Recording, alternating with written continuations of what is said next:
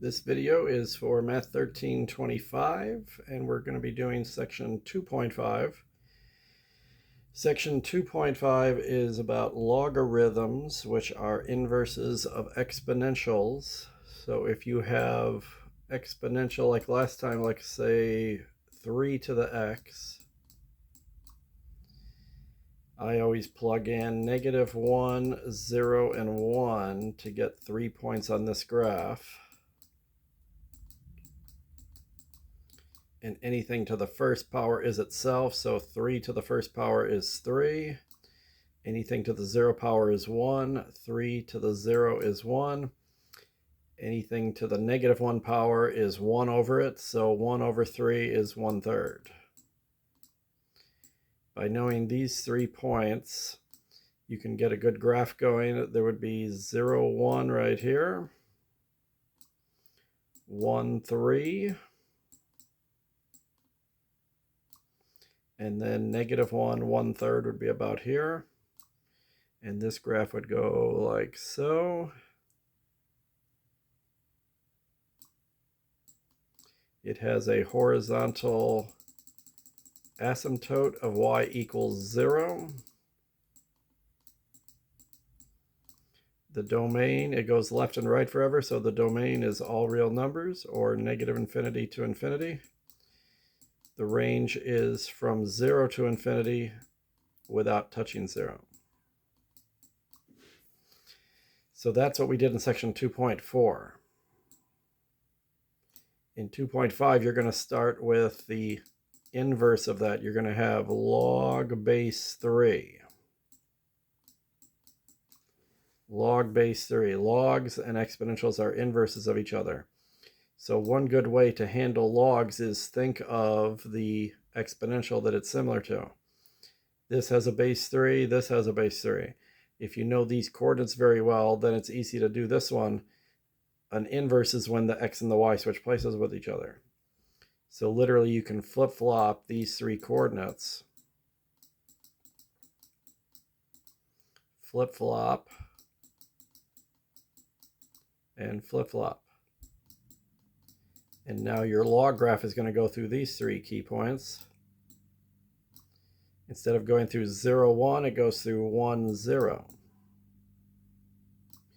Instead of going through 1, 3, it goes through 3, 1.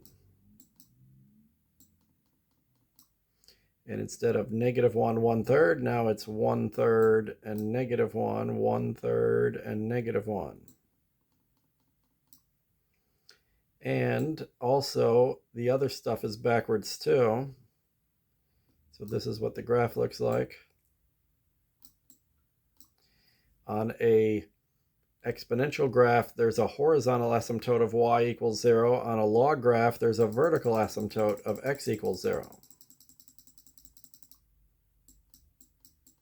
So that's backwards. And the domain and range are backwards too. The domain is the same as the range is here from 0 to infinity. A log graph never goes into the negatives or touches 0. So the domain of a log, this slot, whatever you plug in right there, has to be positive. It can't be 0 or negative.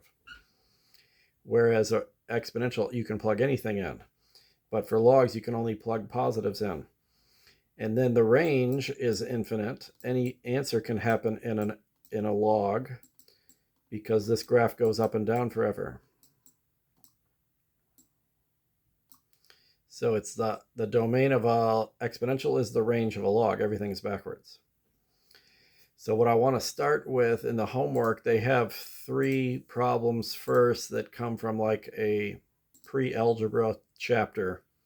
Trying to review this because this stuff is taught in algebra. Let me cancel that. I guess I don't need to do that. Okay. And I'm skipping them for a second because I want to do the easier stuff first. So number 4 is where section 2.5 actually starts. 4 and 5 are good problems to show again how logs and exponentials are backwards of each other. So if you have this exponential equation, 5 to the 5th power equals 3, 1, 2, 5, which is actually true. 5 raised to the 5th power equals 3,125. So that's an exponential problem.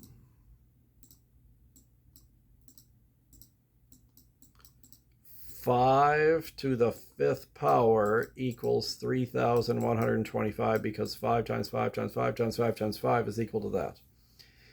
Most students know that this big 5 right here is called a base.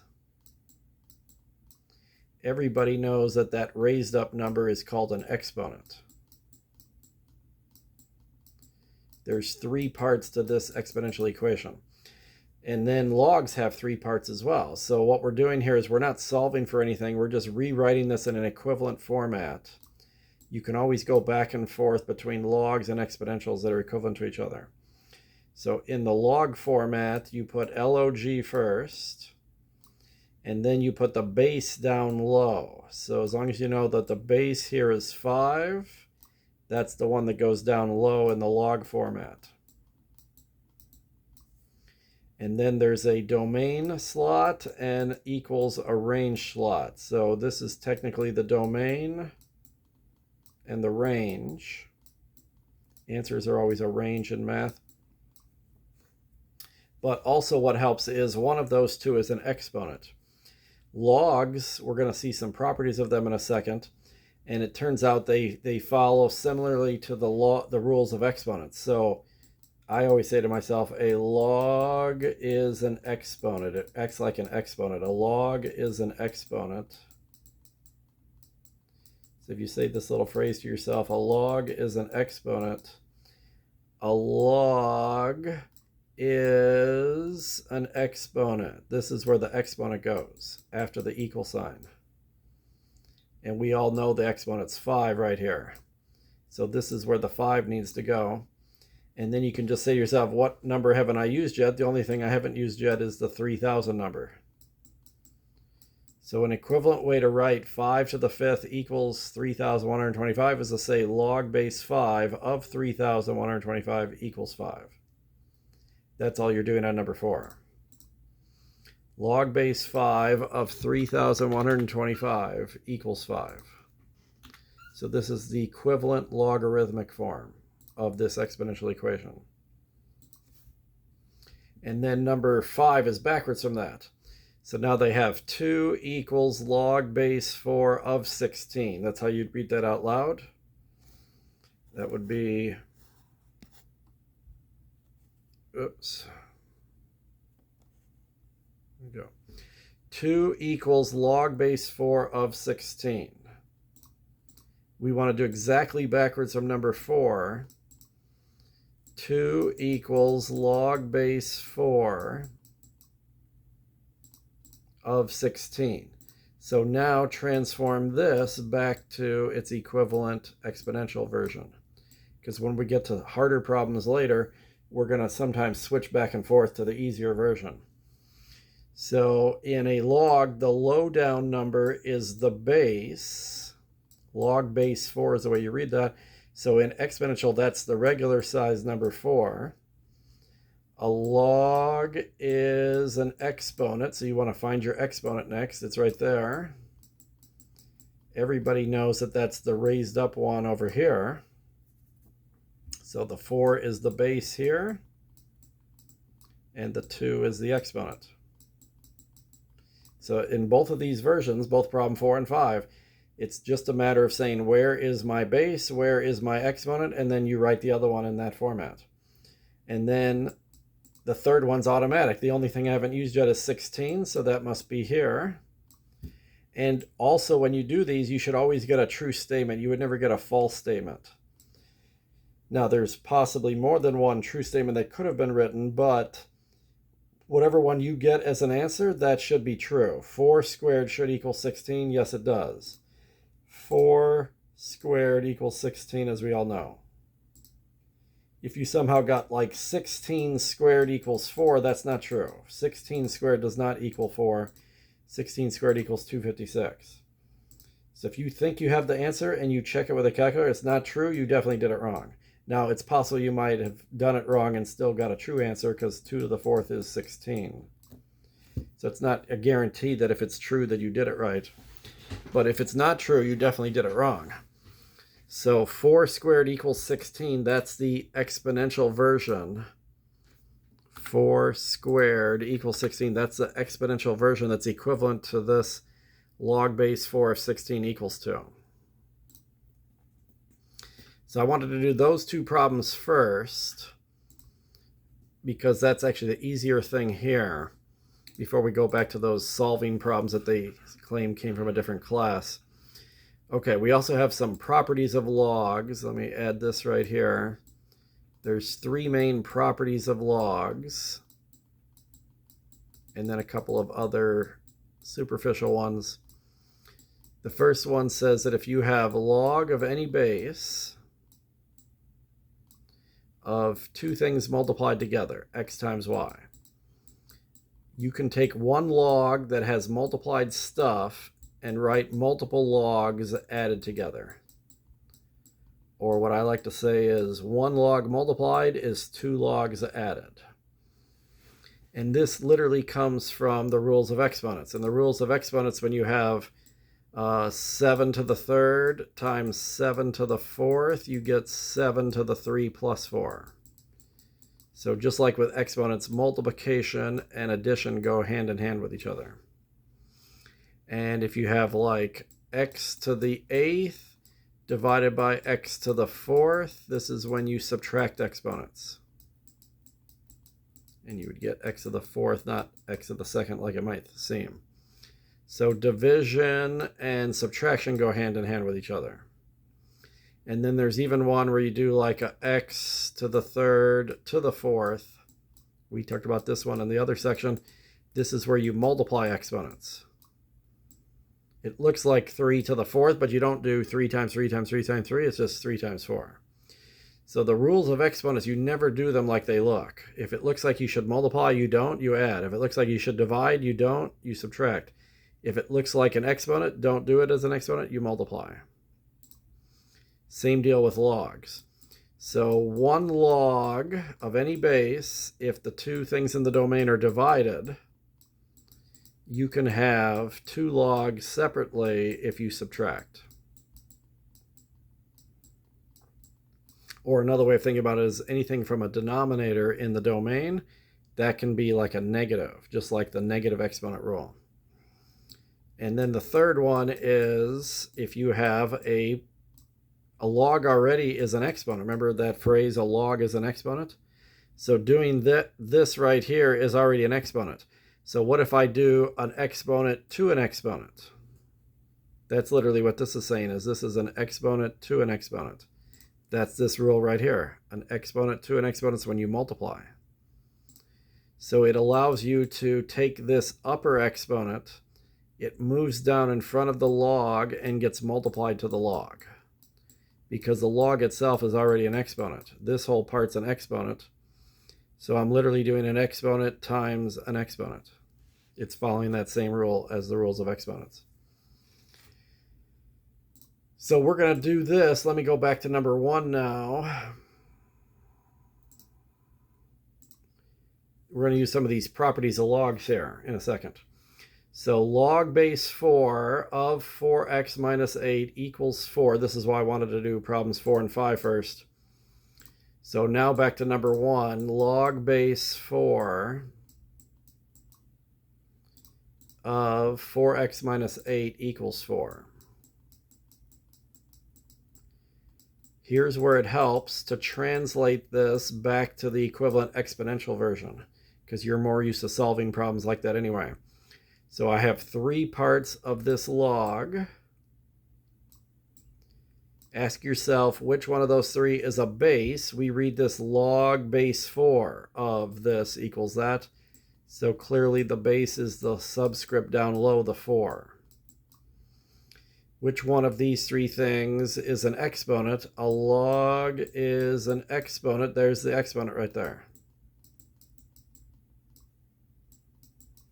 And what haven't I used yet? I haven't used this domain part, this 4x minus 8. Now you're back to high school algebra solving an equation.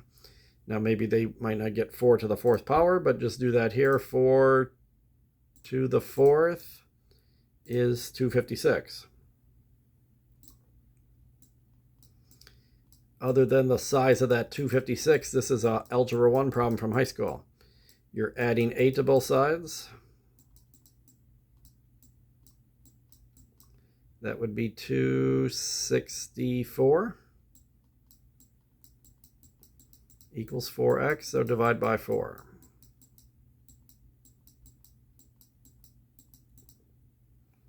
$264. If I add 8, that's 264, and then divide by 4, 66. So 66 is the x value that makes this equation true. Now, one little issue when you're solving log equations is x doesn't have to be positive, but this expression has to be positive. So if I plug 66 in for x, times 4 minus 8, that better be a positive answer. If that's 0 or negative, then you have to cross this answer out, which happens sometimes. And then you would say, I don't have any answers left, so no solution. That's going to happen on some log equations. But plugging 66 in here would make this expression very positive. It would be back up to that 256 value is what would happen. But say I got x equals 1.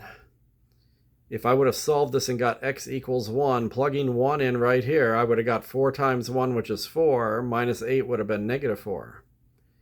If that was my only answer, I'd have to cross it out and say no solution, even though it was positive 1. So it isn't whether x is positive, negative, or 0. It's whether this domain slot is positive, negative, 0. The domain slots have to be positive because log domains are only positive. You can't be 0 or negative in a log domain. So you got to be careful on solving equations. Sometimes we get no solution because of that. But see how they have a choice for that. The solution is not a real number. That happens sometimes. But we got x equals 66, and that worked here. Okay, here's one of those properties of log. So I have 2 logs subtracted. And because there's 3 total logs in this problem, anytime there's a whole bunch of logs, it helps to condense it down to less logs. When there's less logs, then sometimes the strategy is expanded out to multiple logs. The other thing about the properties too is they go in both directions. So b plus 5.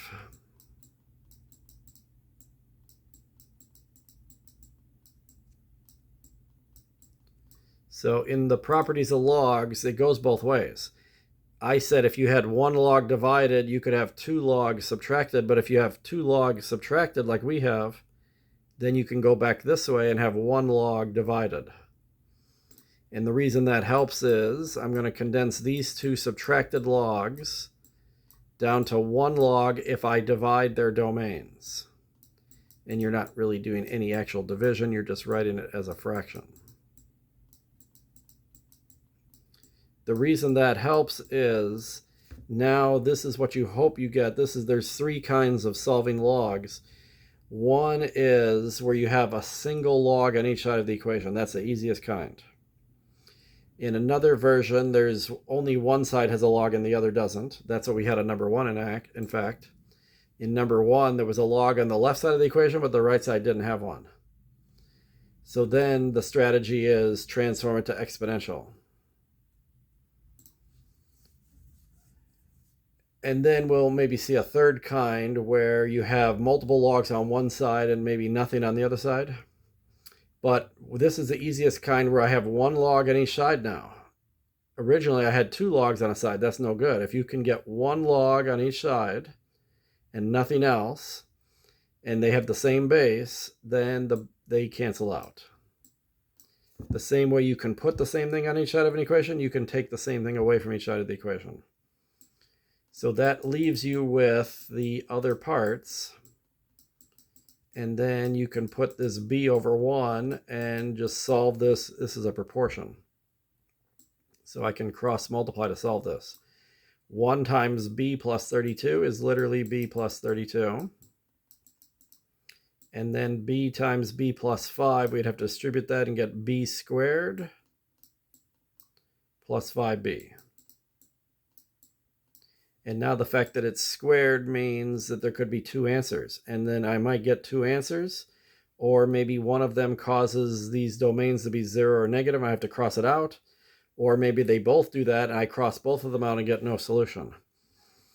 I'm going to get the right side equal to 0 since it's a quadratic, and that way we can use factoring, completing the square quadratic formula. 0 equals b squared. 5b minus 1b is 4b. Most of the ones here are going to be factorable. You could do quadratic formula completing the square, but they try to make these come out nicely just because this problem takes a while already as it is.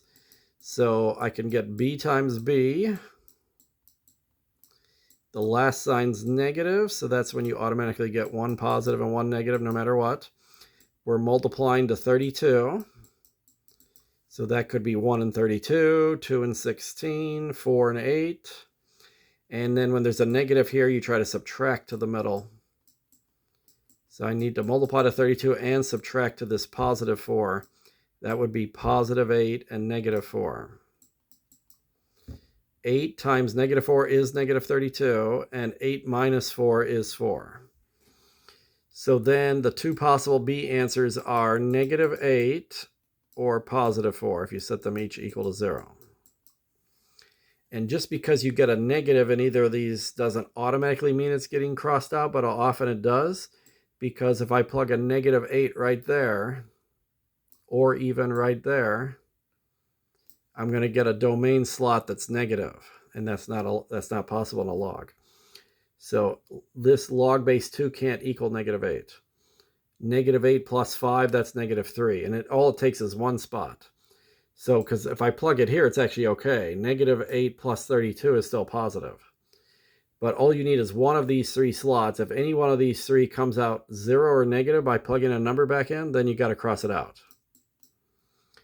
And so it has to work in all three to be a good answer. 4 works there, 4 plus 5 is positive, and clearly 4 plus 32 is positive. So plugging 4 back into all three domain slots, it's always positive. That's a good answer. But negative 8 causes 2 of them to be negative. That's no good. Type an integer or decimal, use a comma to separate answers as needed. Many students just do this problem blindly and they don't double check in the end, and they got their 2 answers and then they check it and oh, it's wrong. Because you forgot to check that negative 8 doesn't plug back in. So only 4 works. And then sometimes both answers go away and the answer can be no solution. Okay, so here's the other kind I was talking about. Sometimes you have multiple logs on one side and the other side doesn't have a log at all. The other side here is just 5. Log base 2 of x plus 2 plus log base 2 of x minus 2 equals 5. So I can do similar to problem number 2. Problem number 2 had these 2 logs subtracted. So I condensed them down into one log that was divided. That was using the second property of logs. Well, using the first property of logs, 2 logs added can be 1 log if I multiply their domains. So a good strategy on these problems is if you see multiple logs on a side, condense them down to 1. If you see 1 log, maybe expand them out to more than 1.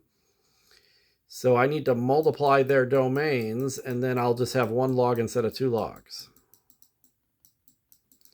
But unlike the last problem, after we did that on the last problem, there was exactly 1 log on each side of the equation and nothing else. So then they crossed out. That's not going to happen here because the 5 doesn't have a log. So some students just cross it out because they like that. That's easier, but you can't do that just because you want to. So I'm stuck with this log base 2. Now this actually multiplies out well. This is x squared.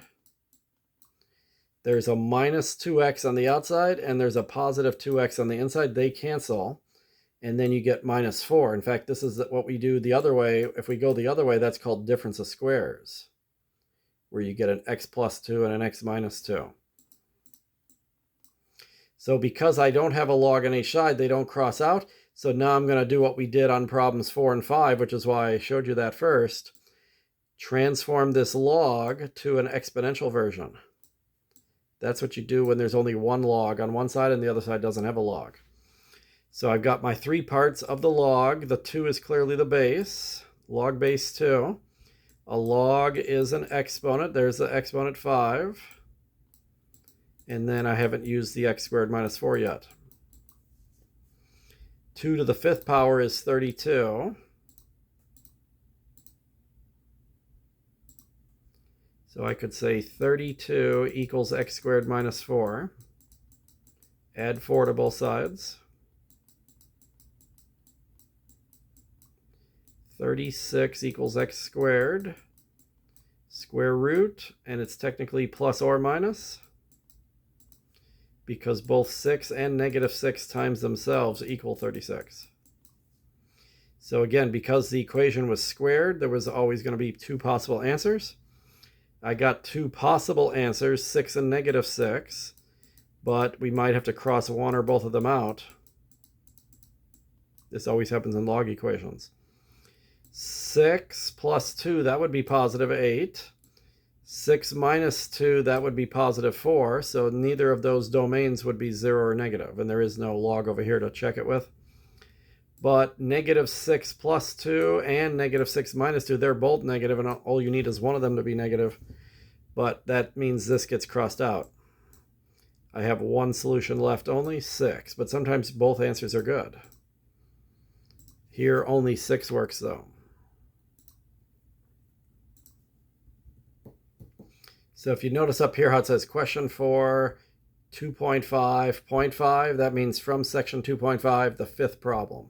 If you did the old version of school where you had a textbook and you opened up to this section in the book and you did the odd problems in the book and looked them up in the back of the book, the odd ones, answers would always be there. This would be problem number 5 from section 2.5. But this AR means it came from another chapter, or like a review chapter. So these were just, because this is taught in college algebra, they were trying to review some of these things from college algebra first. And maybe you thought these problems were easy. And then 4 and 5 are even easier than those 3. So maybe you thought these 2 were easy. Hopefully you've seen this before. But since I don't know where you're coming from when I started this assignment, then I went ahead and did 4 and 5 first. Okay, so now 6, evaluate the logarithm without using a calculator. The reason for that is it comes out nicely. In essence, what we have is the same thing as 4 and 5, except they left one slot blank. It's like this, equals what? So whenever one of them's blank, if that's the one you're looking for, I just put an X for that. You don't have to, but I like to put an X in the blank slot. So I'm looking for X, in other words. And I've got these 3 parts of a log. Just transform it to the exponential. That's a strategy that works very many times on a lot of these problems. Which one of these 3 things here is a base? Well, I would read this log base 3 of 81 equals X. So log base 3, 3 is the base. Which one of these 3 things is an exponent? A log is an exponent. So there's your exponent. And then I haven't used the 81 yet. We did some of these last section in 2.4. The strategy here is you try to make the bigger one look like the smaller one if you can. Or you try to make them both smaller, or then you have to use logs if that doesn't work. But I would start trying to change 81 to look like a 3. Maybe I can have 3 to the x equals 3 to the something. What are the powers of 3? 3 to the first is 3. 3 squared is 9. 3 cubed is 27, and 3 to the 4th is 81. And if you can't do these in your head, use a calculator. 3 squared is 9. 3 raised to the 3rd is 27. 3 raised to the 4th is 81. So you hope to get this 81 with powers of 3. And if you do, then you can substitute it out. I can replace 81 with 3 to the 4th because they're equal to each other. This strategy doesn't always work, but it worked here. And if it works, then you can get rid of your bases because they're the same. Literally x equals 4. In exponentials, if the bases are the same, then the exponents have to be the same. That's the only way they're going to be equal. You would never have the same base and different exponents, or vice versa. So that's why x has to be 4. And they didn't put x, but I like to think of it that way, as what's the missing part, what's x? Find x whenever we're looking for something we don't know. Same deal here. We had one of these last section too. Well, after we do the first step, I mean. So I have log base 3 of 1/9 equals what? Log base 3 of 1/9 equals what? Equals blank or equals x. So here's my 3 parts of a log. Log base 3, so the 3 is the base. A log is an exponent. There's the exponent. Equals 1/9. Right at this point, this is where you had some problems in the last section that started right here. So I can use 9. 9 was 3 squared. So I could change 9 to 3 squared. That way the bases are the same. The only issue is you can't cross out the bases if one's in the top of a fraction and the other one's in the bottom. They got to be at the same level. So here's where we use the rules of exponents about negative exponents.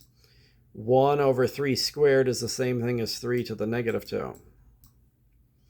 And that way now the bases are at the same level. Now they cancel out, and so x equals negative 2.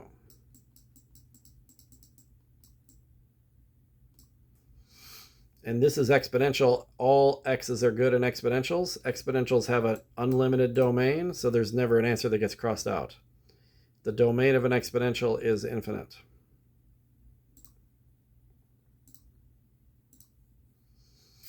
Okay. And even if you think of it as a log equation and you said, oh, I got an answer of negative 2, that's the range slot of a log. It's the domain part that can't be negative. But it's not, it's positive 1/9. A log equals negative 2. That can happen because a log is an exponent. Exponents can be negative. And log ranges are infinite. The range of a log is all real numbers. So any answer can happen in a log answer. It's all about the domain can't be negative.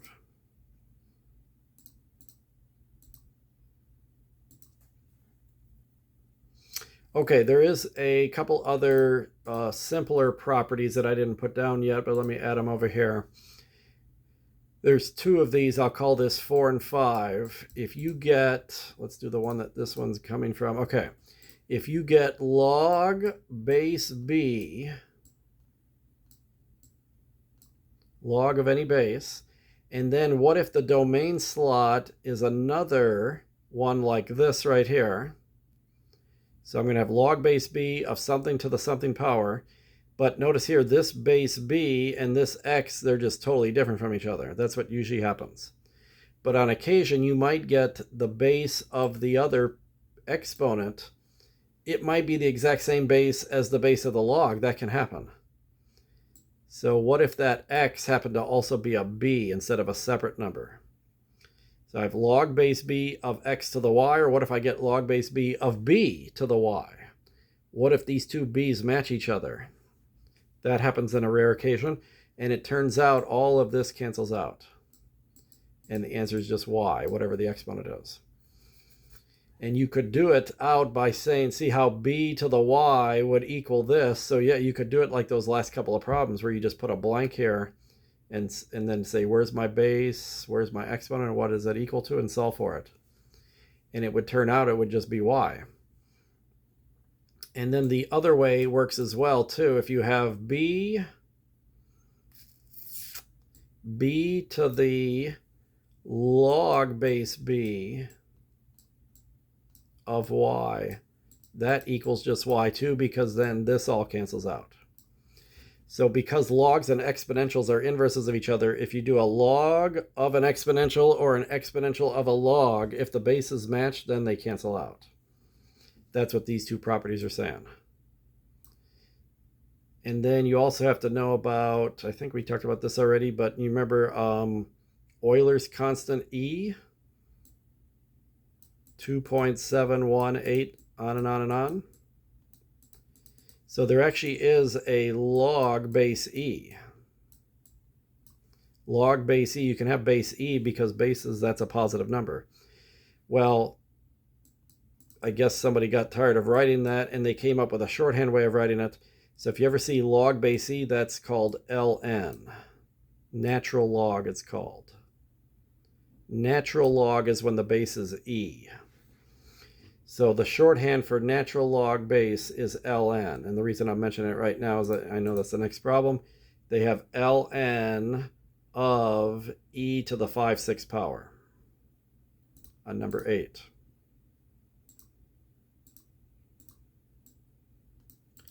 ln of e to the 5/6 power.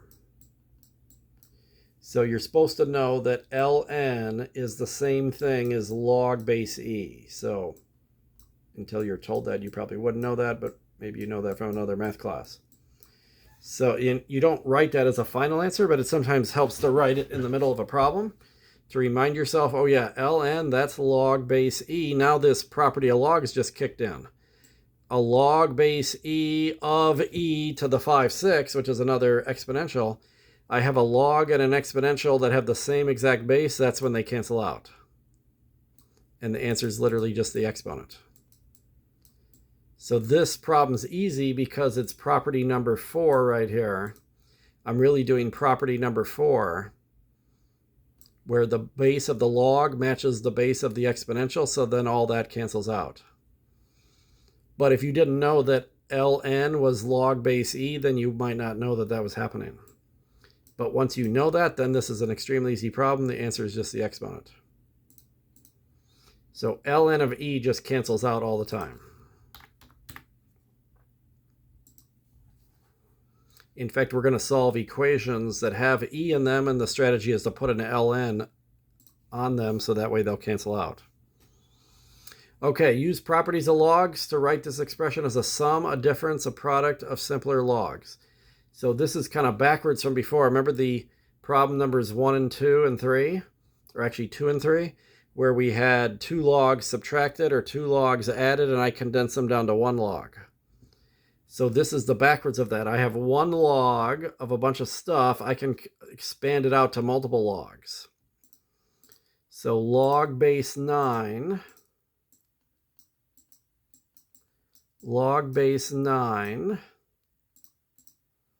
of 9p over 5k.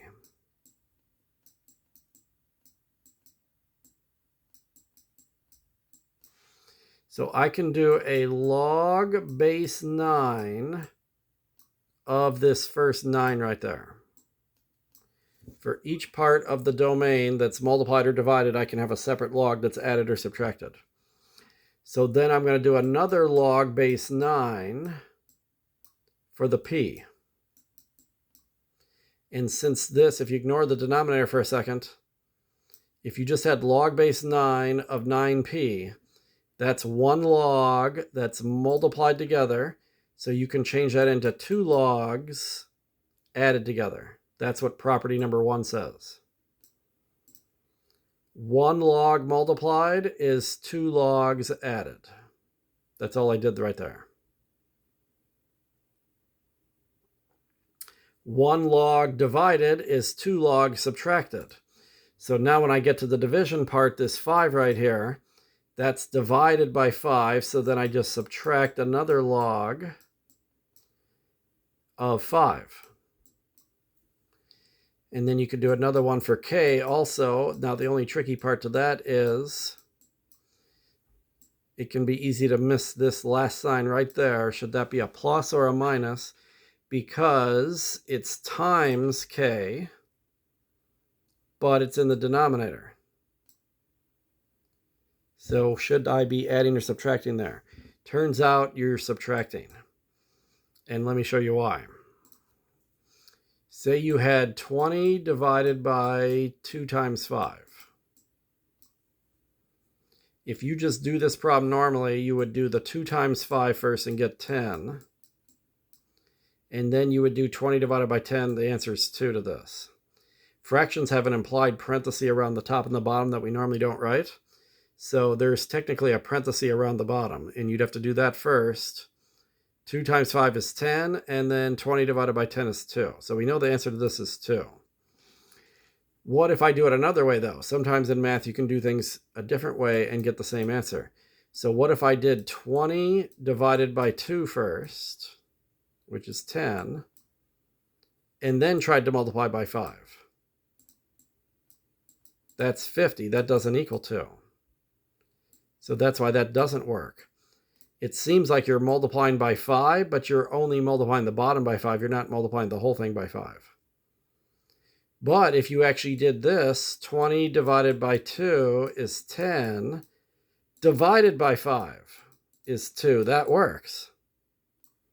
So actually 20 divided by 2 times 5 actually is equal to 20 divided by 2 divided by 5, literally. Even though the 5 looks like it's times something, it's really still divided. So that's the lesson here, is if there's multiple things in the denominator, they're all divided into the numerator. And that's why if you have more than one thing in the bottom of a log, each one of those gets a minus, not a plus. Or another way to think about it is, remember the negative exponents in college algebra? Negative exponents, if something has a negative exponent, you move it to the other half of the fraction. So whenever something has a negative exponent on the bottom, you can move it up to the top and it becomes positive. So think of that as like a negative. It's in the bottom, so it's a negative exponent. I'd have to, if I wanted to move it up, it would have to switch then. So anything that's in the bottom would have a negative exponent. So that's the best way to write it. And then generally you're done at this point. The only way you're not is sometimes they put exponents on these parts. Like maybe there's a k to the third power here. If there was an exponent, they would want you to bring it down in front just to show another property of logs. And also the other reason I'm not done is variables, you're going to be done. Constants might be able to be solved, like problems 6 and 7 and 8. If there's a constant here, you can sometimes solve it. So only if you get something like this here. See how the base 9 is the same as that base 9, and there's technically a 1 when the exponent's blank. So this will all cancel out and just make a 1. So it will simplify if you get a power of 9, basically. Log base 9, I would need a power of 9 right here, like 9 or 81 or any power of 9, but 5's not a power of 9, so then it's just going to stay in the answer. So the final answer to number 9 is this. There's two things going on here. First is you want to take a single log and expand it into multiple logs that are all added and subtracted. Anything in the top is basically positive or plus. Anything in the bottom is minus or negative. And then if there's exponents, bring them down, but we didn't really have any. And then if that other property of logs comes up, that's property number 4 right there, then you need to simplify that down or they're going to count it wrong. So 1 plus, and then you can just type log for log. And then there's a subscript, so you can put the 9 down low. Then right arrow to get back up to the main level for the p. Minus log subscript 9, and move back up to be able to put the 5. Minus log subscript 9, and then the k goes last.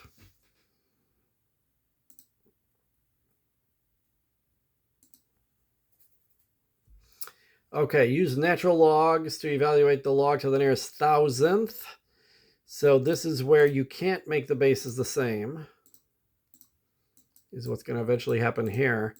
I have log base 8, log base 8 of 40. So this is similar to number 6. It's the same thing as number 6, except here I was able to make 81 look like a 3. But now I'm not going to be able to make 40 look like an 8. Or I'm not going to be able to make them both go to a smaller number. But you can start off on number 10 like number 6. What does this equal? Put an x for that. Here's your base. A log is an exponent. Haven't used 40 yet. So you start off like number 6. The problem is the powers of 8 aren't going to help. 8 squared is already past 40. Even if I try to go to a lower base like 2, 2 squared is 4. 2 to the third is 8. 2 to the fourth is 16. 2 to the fifth is 32. And I ran out of room, but 2 to the sixth is 64. I can't hit 40 is the problem. So no matter how you try on this problem, you're never going to get the bases the same.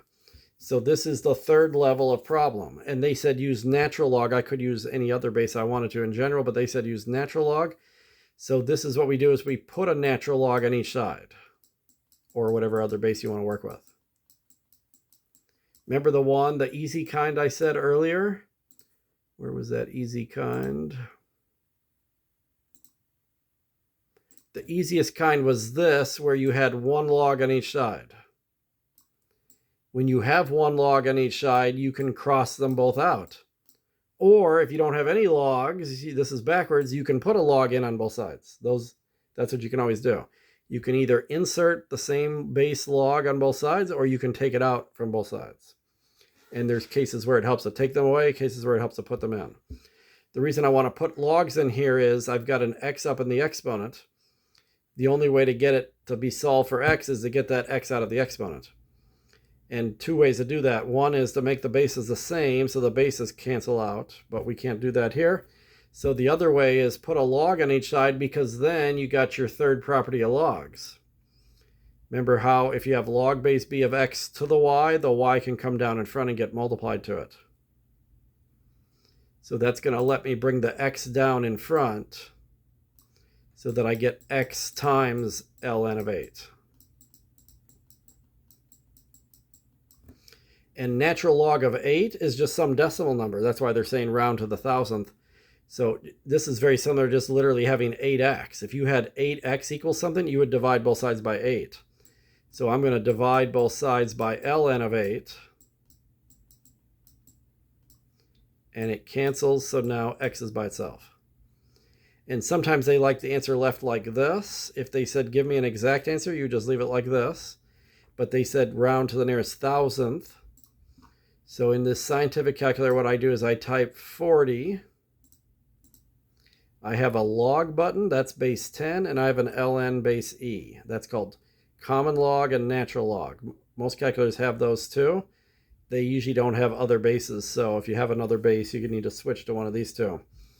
So there's natural log of 40. It's just some big messy decimal, similar to like square root of something is messy. Divided by 8 natural log. The 8 natural log is this decimal, and if I press equals, it'll divide the two. And then they want it rounded to the thousandth, which is 3 decimals. So 1.773, or maybe you have to add 1 to the 3 and make it a 4. If the next digit's 5 or higher, you add 1 to the 3. So yes, make that a 4. 1.774.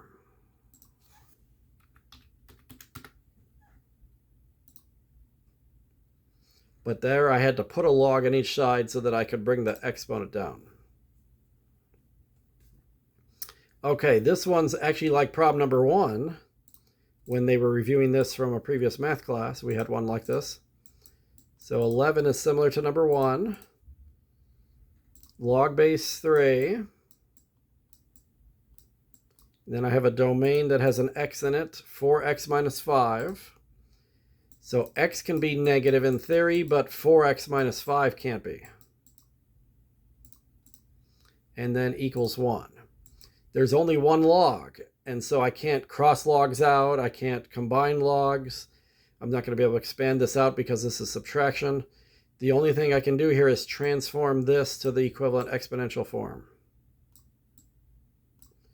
The base is 3, log base 3. A log is an exponent and equals 4x minus 5. In fact, this problem's easier than number 1 when we did number 1, remember how we had 4 to the 4th and it made it a much bigger number, but other than that, this is the same problem as this number 1 right here. So 3 to the 1st is 3, and now you definitely have a high school Algebra 1 problem. Add 5.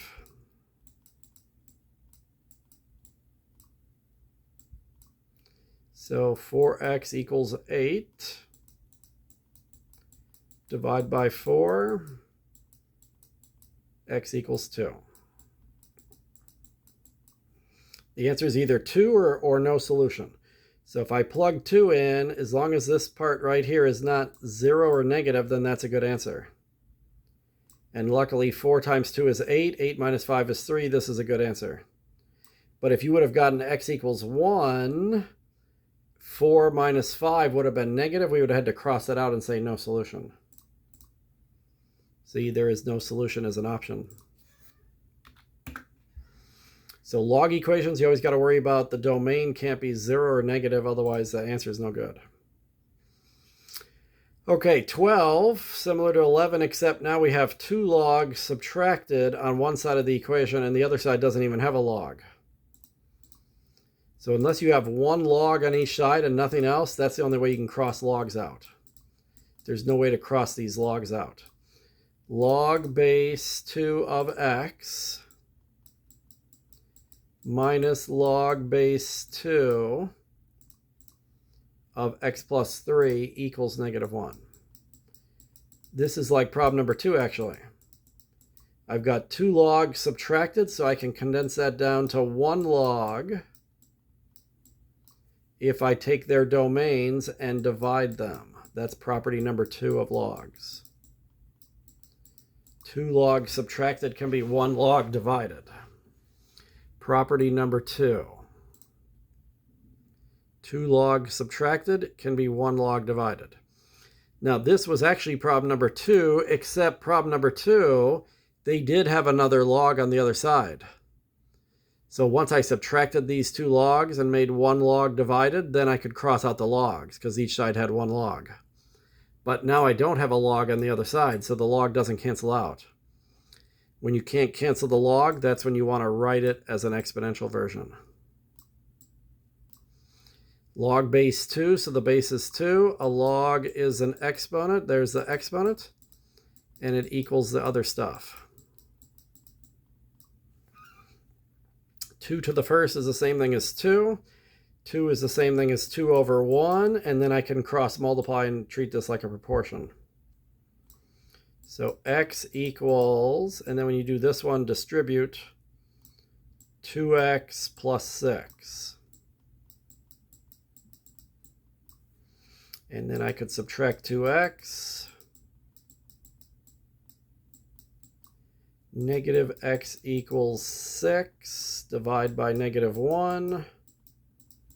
X equals -6. But that's a problem both here and there, and it only takes one issue. Either slot makes the domain negative, so this answer is no good, and I get no solution here. No solution, or the 0 with a line through it, or empty set is another way to say that. Now, if you're doing it in MyMathLab, you got to do it the way they have it. I think they just have a choice for no solution. But if it was fill in the blank, you could potentially put 0 with a line through it or empty squigglies. But if they have a slot for that, then they count it wrong if you try to do that. Okay, wait a minute. Did I... that's weird. Did I write the problem down correctly? X plus 3, base 2, -1. Huh, that's weird. It definitely is not -6. Divide. Oh, I did mess up. I lost my negative is what happened. See, that's what it takes sometimes. Sometimes you just have a brain cramp mistake. I lost the -1. So this should have been, okay, let me start from that point. Log base 2 of x, but actually what happened is good that you saw that because that can happen.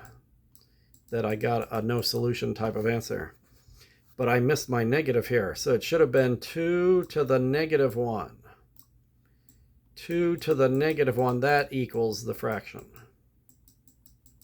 And that will make a difference because 2 to the negative 1 is 1/2 instead of 2. So now the cross multiplying works out better. There's a 2x here. And 1 times anything is the anything, so that's just going to equal x plus 3 minus x. 2x minus x is x. X equals 3, and that one's apparently a good answer, because if I put a 3 here, it's definitely positive. And if I put a 3 here, this is positive. So yeah, 3 is a good answer. Negative 6 was no good, but 3 is good. So if I had had this on a test, I would have missed that one, and it was all because of a brain cramp mistake. There was a negative here, and I had it at first, but somehow I lost it halfway down my problem.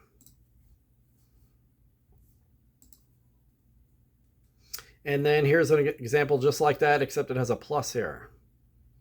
But 12 and 13 are almost identical, just plus instead of minus.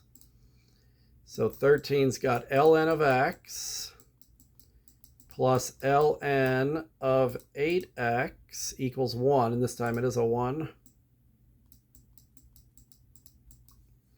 So 2 logs added, that can be 1 log if we multiply their domains. That much right there, that's property number 1. 2 logs added, that can be 1 log multiplied. And even if I multiply x times 8x, that's 8x squared. But I don't have 1 log on each side, so there's no way to cross the logs out. ln is the same thing as log base e. So again, you wouldn't write that in your final answer, but you might want to do it right now, so that way you can transform this to the equivalent exponential version. The base is e. A log is an exponent, and it would equal this 8x squared. E to the first is just e. Anything to the first power is itself. I can divide by 8, and then take the square root, technically plus or minus, but since we have a direct x right there, we definitely can't plug any negative answers in. But any positive number would be good, so we can ignore the negative here. If they wanted an exact answer, we would say square root of e divided by 8, even though that looks weird. That would be the exact answer. If they want a decimal version, we're just going to type it in our calculator. But don't put a decimal unless they ask for it. Solve the equation. It does say simplify your answer, round to 4 decimal places. But if they hadn't said that, I would have left it as that square root.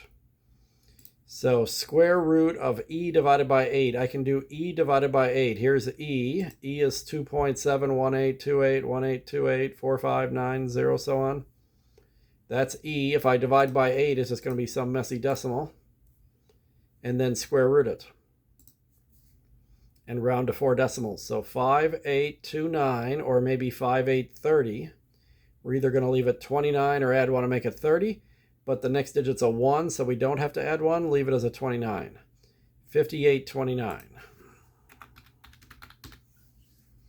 0.5829.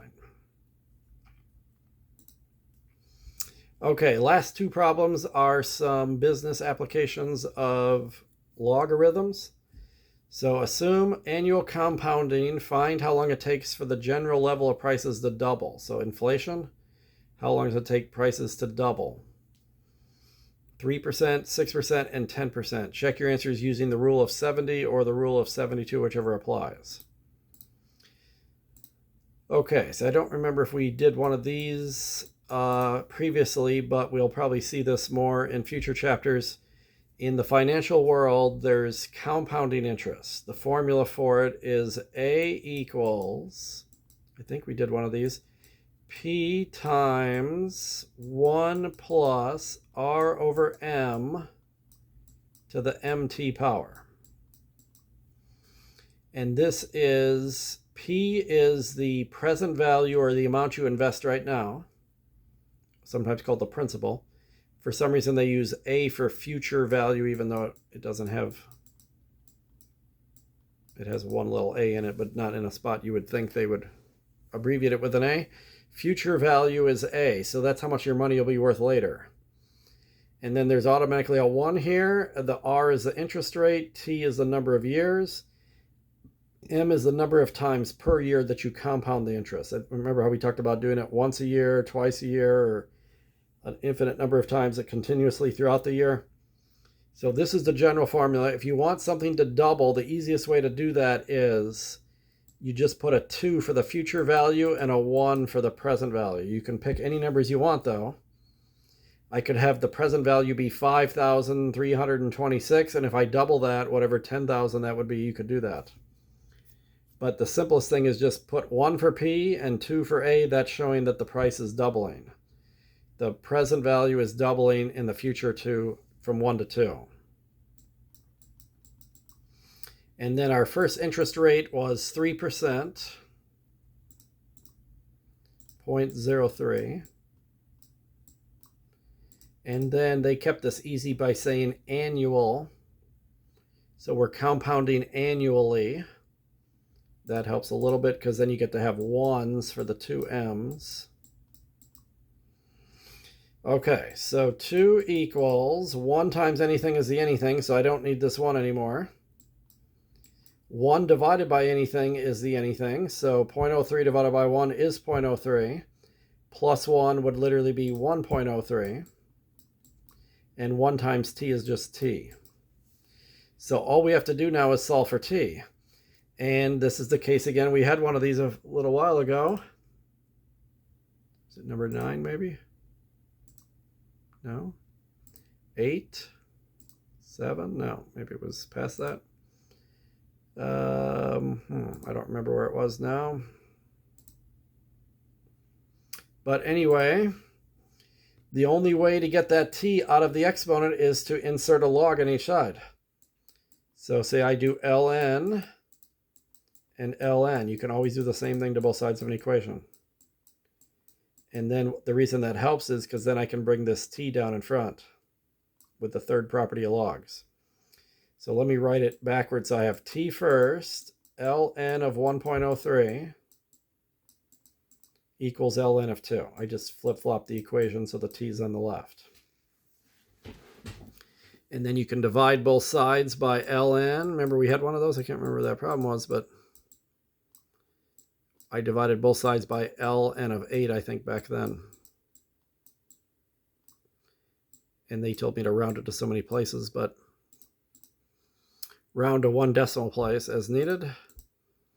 So what's ln of 2 divided by ln of 1.03? That's all we need. ln of 2 is a messy decimal divided by 1.03 ln and then equals 23.4, 1 decimal place. So it's either 23.4 or 23.5.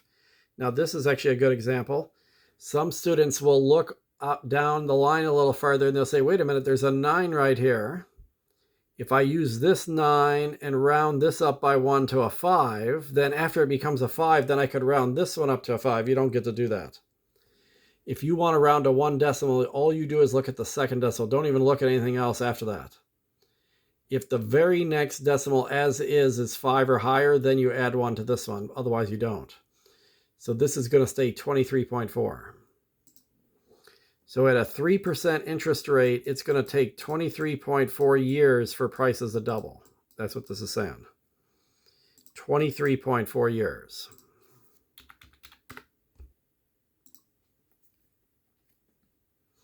And then for parts B and C, you just repeat that, except the interest rate changes slightly to 6% and 10%. So one nice thing that happens is literally the only thing different is this is going to change to 6.06. So if you want to jump right to here, it's the same as this right here, or even to this step right here. You're just going to put 0.06 instead of 0.03. So I should have an ln of 2 equals an ln of 1.06 to the t power. If you want to start all over again and do the whole thing from the start, that's fine. But it'll, in this case with part A, B, and C, I can take that little shortcut there. So put the t down in front, and you can flip-flop it if you like t on the left, but really doesn't matter. If I divide by ln of 1.06, this will tell me how many years it's going to take for 6% interest to double. Now, if you do these in a graphing calculator, it's different than the scientific one. In a graphing calculator, I type ln first. ln2, close parenthesis, divided by ln 1.06, close parenthesis. This is easier because you just type it as you would read it. And then I press equals and get 11.89. So that is where you're going to bump it up one to 11.9. So notice by doubling the interest rate from 3% to 6%, the number of years got cut in half roughly from 23.4 down to 11.9. Not exactly in half, but close to half. So in here it would have been, you have to type the 2 first and then hit ln, divided by 1.06 ln, and then equals 11.89. But in a graphing calculator, you literally type it like it looks. ln, a parenthesis pops up, 2. You do have to remember to close the parenthesis. Divided by ln, parenthesis pops up, 1.06, close parenthesis, then press equals. And then you'll get the same answer, so 11.9. And then if it goes up to 10% interest, then the only thing different is going to be, we're going to have ln of 2, ln of 1.10.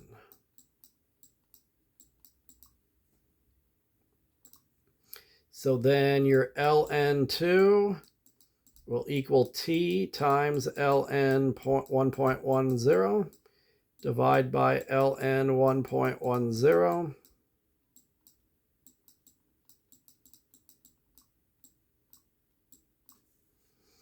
Okay, so then I'll type this in.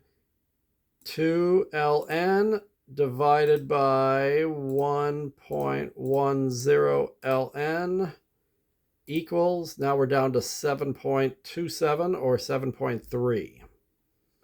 Now it takes 7.3 years for prices to double. 7.3.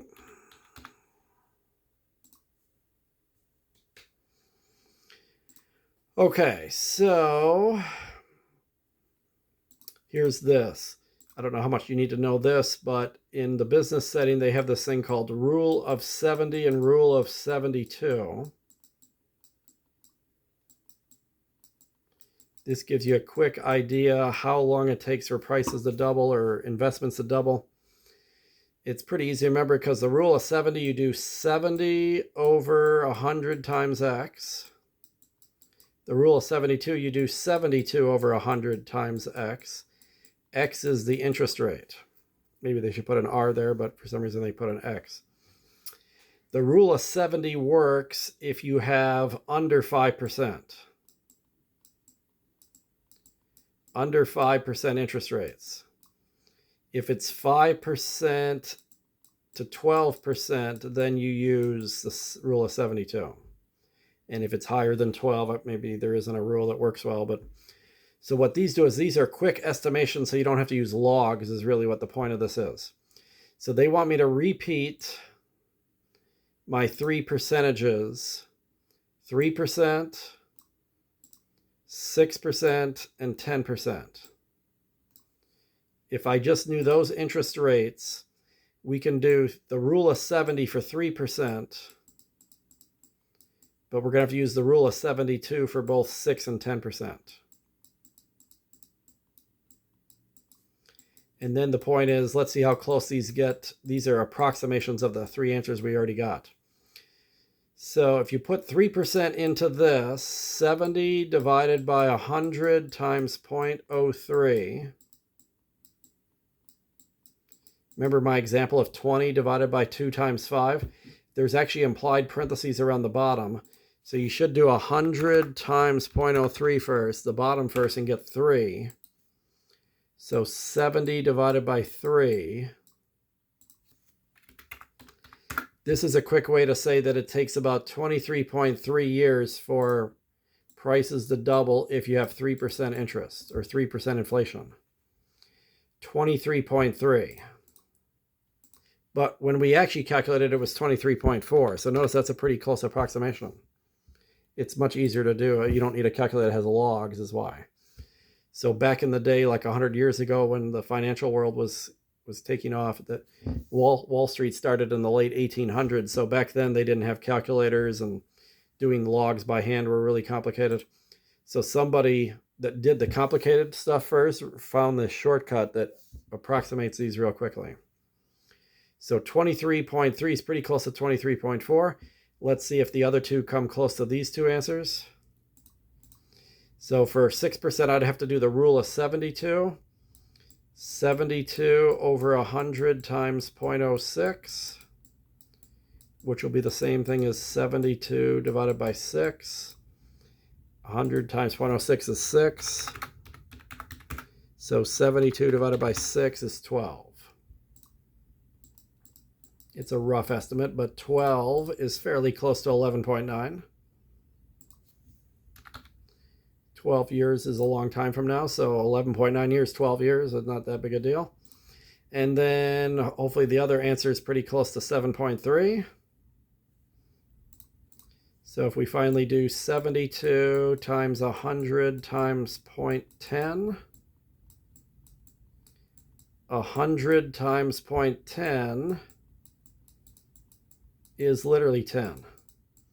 And 72 divided by 10 is 7.2. So you get 7.2 instead of 7.3.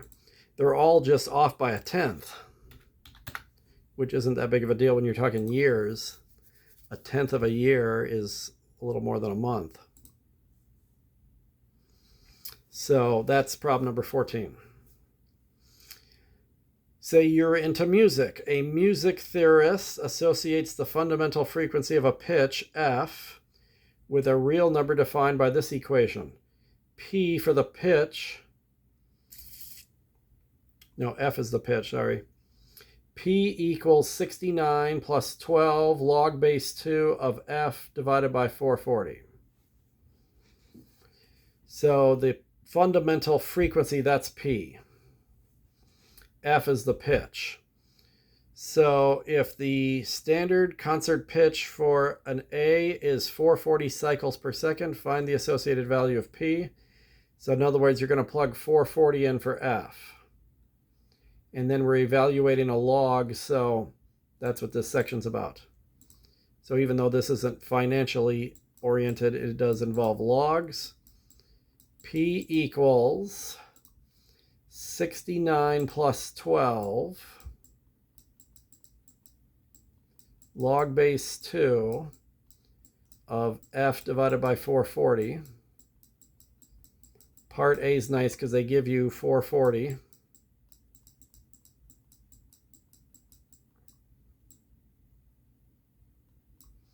So you're going to get 69 plus 12 log base 2 of 440 divided by 440.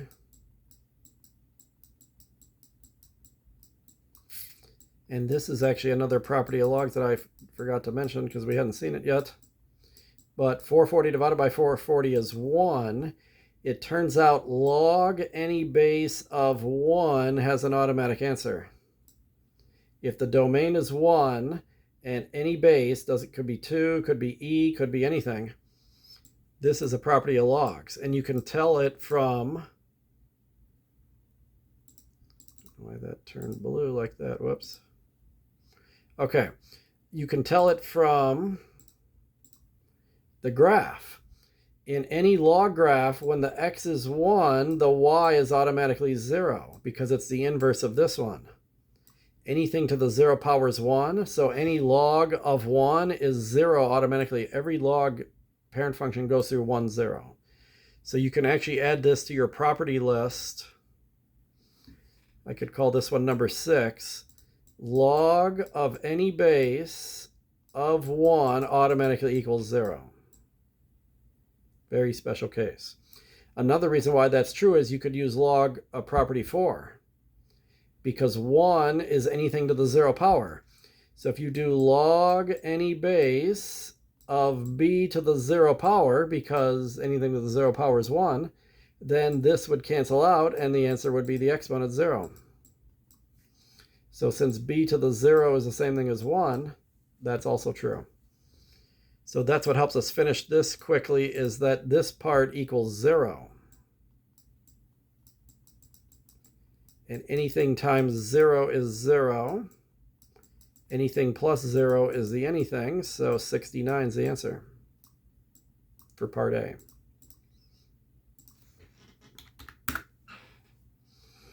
$69. Okay, now what if it's 880 instead of 440 is the only difference in part B. So put 880 up here now. Then it's not going to work out so simply, but it might still work out nicely. Whoops, this is still 15, sorry. Okay, 15 part B. So P equals 69 plus 12 log base 2 of f over 440. What if f is 880 this time?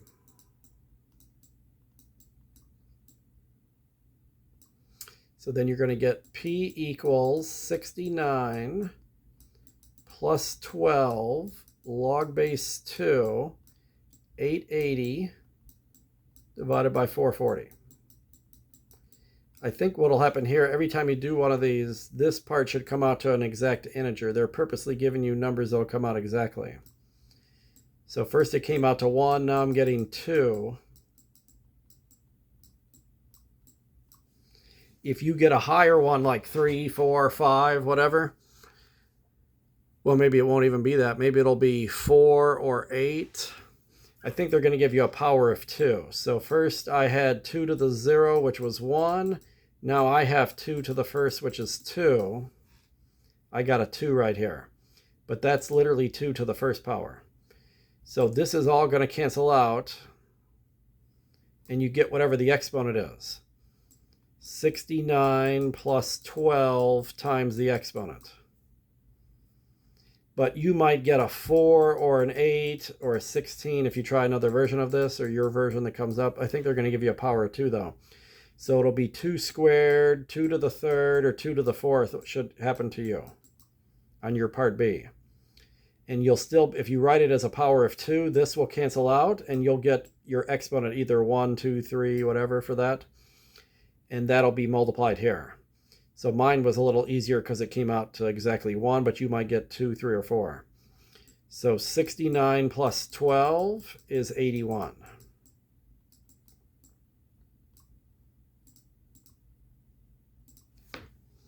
And you're not even rounding. They say round, but you don't even need a calculator for this because it's going to come out evenly. Okay, so now I have 100% up here, 15 out of 15 on section 2.5. Save that. And then in my math lab, we are now done with 2.1 through 2.5. We've done everything in chapter 2 we need to know. 2 sections remain. On the second video for this week, I'm going to give you a video for limits, section 3.1. This is your first introduction to actual calculus work. And then 3.2 is about continuity. And then we have, so we'll be doing this the second half of this week. Next week we do this the first half of the week. And we review in the second half and take the test by the end of the week. And the test will appear here on September 22nd is when you'll see it for the first time. It'll pop in right below the review. It'll be in between the review and the 3.3 assignment. It just doesn't show up until it's allowed to be taken. Okay, so that's it for section, where am I here? Section 2.5. We're all done with that now and all done with chapter 2 basically. So see you next time for section 3.1.